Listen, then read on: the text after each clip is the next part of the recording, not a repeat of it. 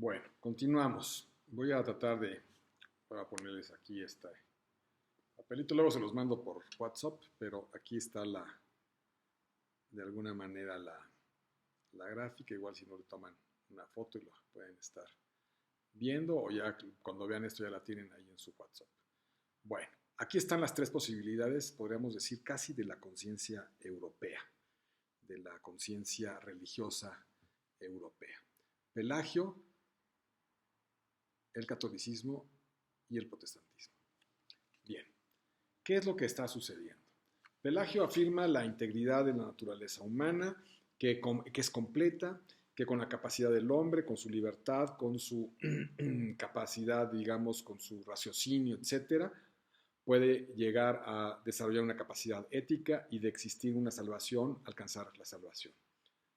La Iglesia Católica lo había negado de forma tajante, de hecho pues se persiguió a los pelagianos y se les mató, y decía que había una naturaleza debilitada por el pecado original y que en consecuencia se requería siempre de la gracia divina, el auxilio divino y la intermediación de la Iglesia.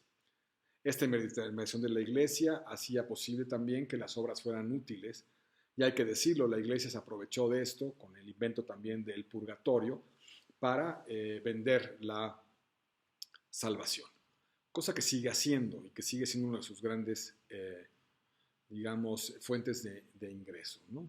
Sobre todo aprovechan a los ricos, a los muy, muy ricos, a los riquísimos, que luego pues no son gente muy buena o no lo pueden ser porque son demasiado ricos, entonces toman decisiones que afectan a mucha gente, suelen ser además muy caprichosos y hacen unas atrocidades terribles. Y entonces les acercan los sacerdotes y dicen, no te preocupes, yo voy a salvar a tus hijos o a tu marido y si me donas una buena lana, pues te pondré un lugar allá en el cielo.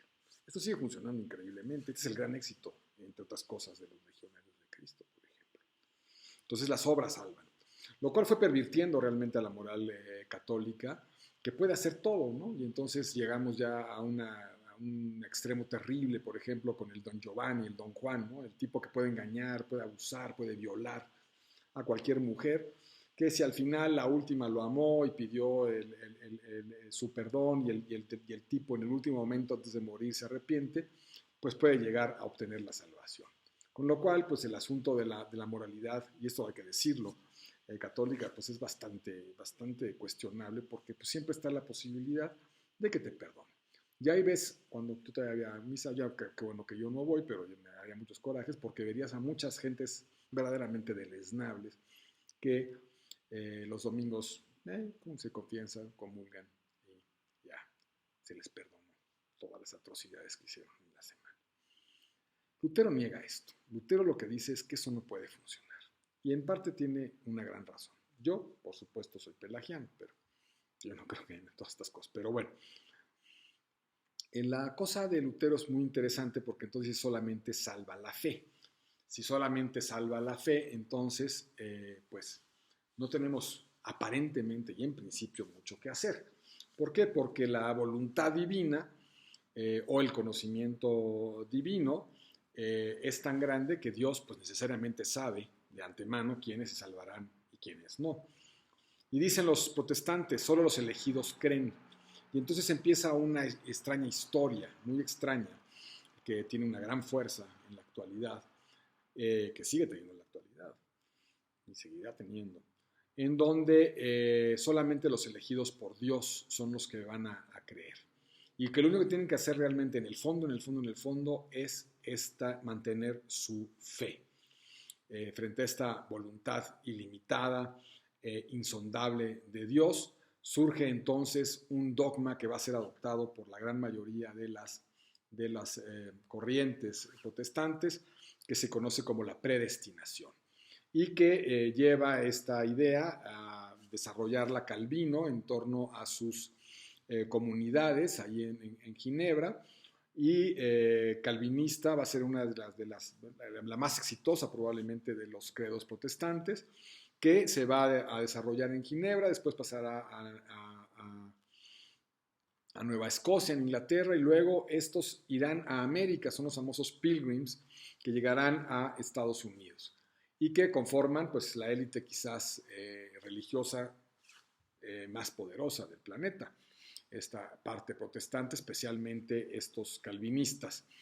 Comparten entonces todos esta idea de que solamente la fe salva y como Dios sabe todo, pues ya todo el mundo está predestinado a salvarse y quien no se salva, pues no se salvará. Ni podrá hacer nada para salvarse. El asunto es que a una primera idea dirías, bueno, pues si ya se supone que yo soy elegido porque pues nací entre los credos protestantes, voy al consistorio, estoy ahí, soy un pastor, voy a oír mis pláticas, leo la Biblia, etcétera.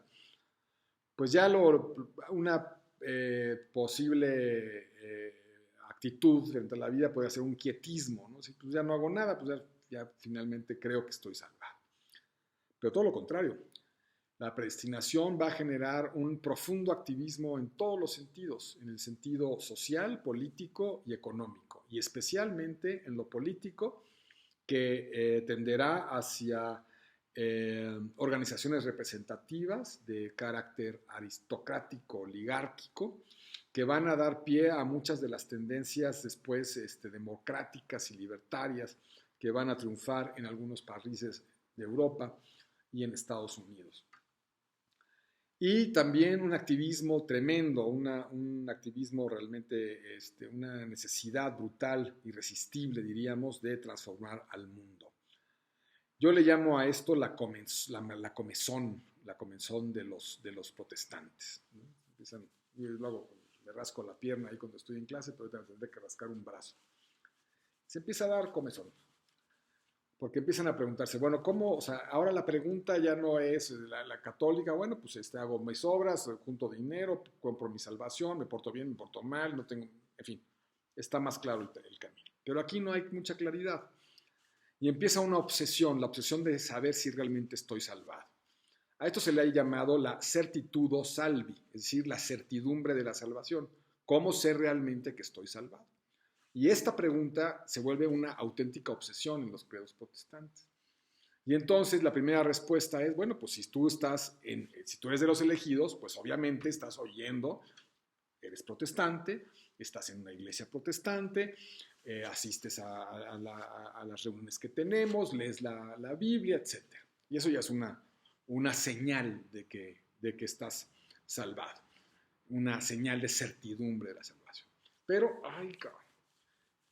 No les es suficiente, les da una tremenda comezón, porque además vienen los católicos que se portan del nabo y que al final a ellos sí los van a perdonar y van a acabar teniendo la salvación. Entonces dicen, no, pero es que no estoy muy seguro de, ¿y qué tal si me equivoco? Imagínate todo lo que me estoy perdiendo aquí de placeres en el mundo. Y entonces viene una segunda orientación a esa certidumbre de la salvación. Dicen, bueno, pues si practicas un rigorismo moral, si te portas muy bien, si sigues, ¿no?, los preceptos que vienen en la Biblia, pues también te van a dar certidumbre de salvación. Y comenzarán todos estos puritanismos que son y que siguen existiendo, aunque uno no lo crea, en donde no se puede pecar, pero no se puede pecar nada de nada de nada. O sea, olvídense, ni excesos de comida, ni de sexo, ni de bebida, ni de holganazanería, nada. Ya ahí tienen los puritanismos ingleses, los nórdicos, los escandinavos, etc. Les recomiendo una fantástica película llamada El festín de Babette, en donde en una comunidad escandinava una francesa logra despertar la sensibilidad de estos protestantes que viven en un puritanismo tremendo. Realmente una gran película que ilustraría muy bien esto.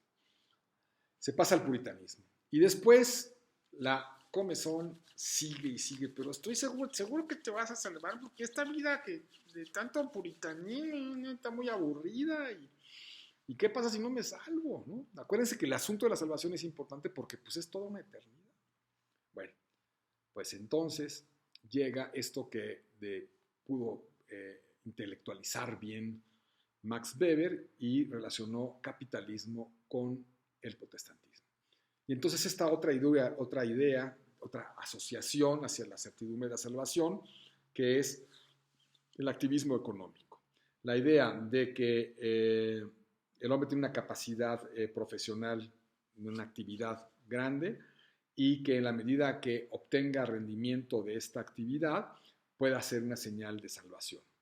De esta manera, los protestantes empiezan a desarrollar sus capacidades profesionales, científicas, etcétera, y empiezan a patrocinar todo tipo de adelanto, de progreso técnico para poder lograr rendimientos. La idea es que si te va bien económicamente en la Tierra, es otro síntoma de salvación. Y comienza una carrera que va a llevar al capitalismo y que va a llegar a que los países se desprendan y que tengan un desarrollo impresionante, los países protestantes, que acaban quedándose con el mundo hasta la fecha y que desplazan, ¿no?, lo que había sido el mundo mediterráneo. En ese sentido, lo que harán los protestantes al relacionar esta idea es patrocinar a la ciencia, porque la ciencia da beneficios tecnológicos, eso hace posible hacer grandes negocios, y eso, hacer grandes negocios, pues nos da certidumbre de la salvación. Como para los calvinistas en su puritanismo está prohibido dedicarse al lujo y a los placeres, van a estar invirtiendo. Y esa es la razón, por ejemplo, por la cual si uno va a Estados Unidos, pues no encuentra nada de vestigios en las grandes ciudades de alguna arquitectura de antes, porque todo lo tiran, porque pues todo el tiempo están construyendo. Al final no les importa el arte, al final no les importa nada, simplemente que en su momento sean wealthy, ¿no?, que tengan dinero. Y ese dinero es un síntoma también de la salvación. Mientras que en México se construían catedrales barrocas y llenas de oro y angelitos ahí en algones muy simpáticos que iban ahí, yo no sé, yo siempre he pensado que las beatas estas que van todos los días a rezar son medio perversas, pero bueno, hacíamos grandes catedrales porque además las patrocinaban los ricos que andaban comprando su salvación porque normalmente eran muy malos, y entonces, bueno, pues todas estas grandes iglesias llenas de oro y de joyas y de cuestiones, ¿no? Había que dejar testimonio para Dios. En Estados Unidos no, o en el mundo protestante no, se construye. Y entonces una profunda diferencia de punto de partida entre protestantes y católicos, entre el mundo de los católicos europeos y los protestantes. Aquellos alcanzaron un gran desarrollo económico y sus países se convirtieron en los países vanguardistas en todos sentidos. Desarrollaron la ciencia, la aprovecharon no por el valor intrínseco de la ciencia ni porque les importe, sino porque les daba estos rendimientos que finalmente se traducían en certidumbre de la salvación. Cuando, por ejemplo, un americano te pone enfrente, ¿no?, y se caen 17 tarjetas de crédito, pues sí, también te está diciendo que es rico, pero más que decirte que está rico, te está diciendo que él está salvado. Y tú no. Estas personas, dentro de la predestinación, piensan que los demás no vamos a estar salvados. Profundo racismo religioso. Quizás ese sea el origen real del profundo desprecio que a veces sentimos de los vecinos del norte, los mexicanos. Pero no solamente eso, hay realidades económicas. ¿Qué pasa con los protestantes? Que como no pueden mentir ni engañar, son puritanos, no hacen fraudes, pues los banqueros les empiezan a prestar a ellos porque los devuelven el dinero, porque se portan bien, y esto empieza a generar una fuerza económica brutal, que los hace sentirse los dueños del mundo y que efectivamente son predestinados y que, pues, que serán pues, el resto de la bola de gente que habita el planeta. Esto es tremendo, esto es realmente algo que entender. Ahora, lo que hay que entender es que si bien ellos han estudiado a todas las civilizaciones humanas, incluida México, si va uno a ver antropología, muchas cosas, casi todos los estudios vienen de Estados Unidos o de Europa, de lugares protestantes, nos tienen bien conocidos porque aprovechan nuestras debilidades, nos conocemos bien. Knowledge is power, decía Francis Bacon. Entonces, han desarrollado esta economía frente a una aparente, o no aparente, una forma de entender las cosas muy distintas.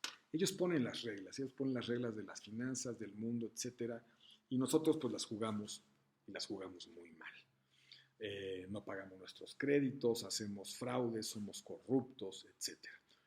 Y tendríamos que ver cómo funciona el mundo y aprender que, pues, si vas a entrar a jugar un deporte y tienes que aceptar las reglas, pues tienes que empezar a conocer a estas gentes que tienen las reglas. De verdadera educación es la misión de conocernos y de conocer a nuestros vecinos y a la gente con la que negociamos, etcétera, de ver qué hay en el fondo de las cosas y quién somos nosotros en el fondo de las cosas. Esta clase es una clase que me gusta y que doy más amplio y hago un análisis del FOBAPROA que igual no viene ahora al caso y que sería sin un pizarrón muy difícil de representar. Pero mientras en México seguimos viendo y nos importa más cómo hacer fraudes, cómo robar impuestos, cómo hacer contubernios con el gobierno, cómo ganar malas concesiones y contratos, cómo comprar estas plantas podridas de Pemex, ¿no? Estos tipos de altos hornos asquerosos, pues, lo de menos todo el tiempo pasa eso. Estamos siempre ingeniándolas para hacer el mal, ¿no? Una buena dosis de ética y de portarnos bien ayudaría realmente a este país y lo pondría en la altura de otros países que nos ven como gente que no alcanzará nunca la salvación.